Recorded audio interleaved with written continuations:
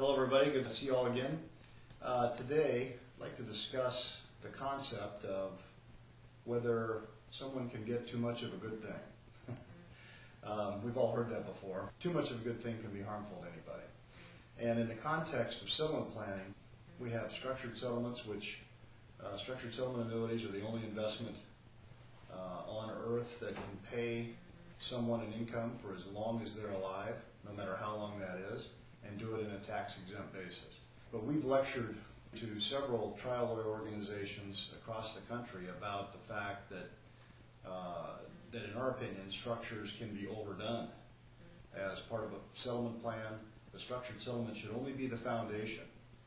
With a structured settlement as a foundation piece in a settlement plan, what we really have is the ability to lock up and provide for guaranteed payments for necessities, income necessities that we know are going to be there year in, year out for the rest of a claimant's life, and do it on a guaranteed basis.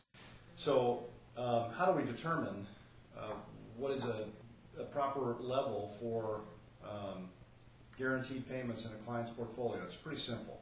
Find out what the fixed income need or goal is for that claimant and use the structure to provide that. Use the remaining cash in their settlement to pay off their house and their other debts, and to provide a fund that can take care of future contingent needs, whether they be medical or otherwise.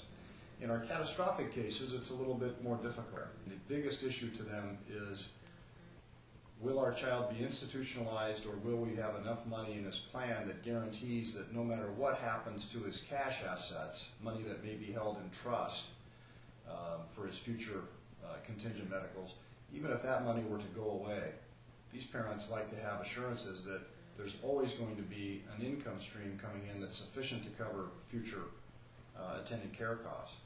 So, in a catastrophic case, that is normally what we're structuring for, is to guarantee a lifetime's worth of attendant care costs.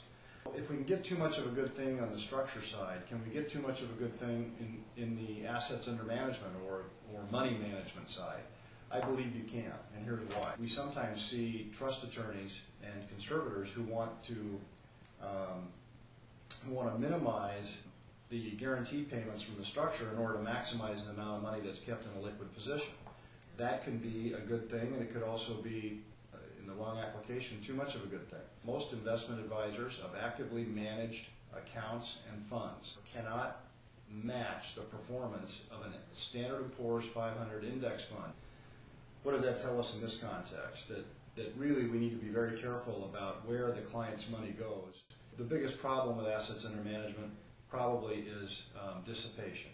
Dissipation comes in a multitude of forms, but it can occur from bad investment results as well as claimants pestering and getting into their trustees to help them with expenses that in many cases weren't anticipated to be covered by the trust, and that over time eroding the assets under management. So in summation, can we get too much of a good thing? Yes. What's the answer to that? The answer is balance. Moderation in all things. Balance means analyzing the needs of the claimant, identifying those needs that absolutely positively have to be covered on a guaranteed basis, money that needs to be there month in, month out for the rest of that claimant's life, what we like to call the FedEx money in their settlement plan. And then once we've covered that, the rest of their assets should be invested to offset future inflation, to provide growth, and to provide liquidity for contingent needs.